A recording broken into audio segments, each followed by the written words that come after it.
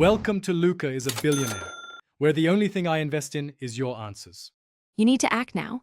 Confirm your iPhone model and that iOS is current, because incompatible devices or old iOS block adding cards.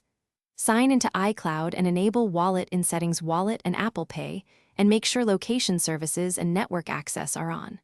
Once done, verify your card issuer supports Apple Wallet in your country and that the card has no holds or restrictions. If a corporate or bank card, contact admin first. These checks eliminate the common blockers before you add the card.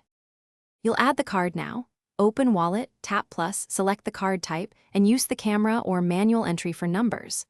After you submit details, expect issuer verification, often an SMS code, a bank app push, or a verification phone call, so keep your phone and bank app accessible. Enter your billing address exactly as the bank has it and accept the issuer's terms. Once verified, set the card as your default if you want it primary. If verification fails, retry with manual entry and correct contact info. Finish by confirming the card status in Wallet shows active, then make a small contactless test payment to verify. If adding still fails, try targeted fixes. Restart your iPhone, sign out and back into iCloud, update to the latest iOS, and reinstall the bank app.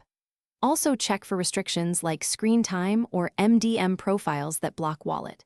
If problems continue, contact your card issuer and provide device model, iOS version, and any error codes. Their backend logs often reveal authorization. Thanks for watching and please subscribe. It's the best investment you'll ever make.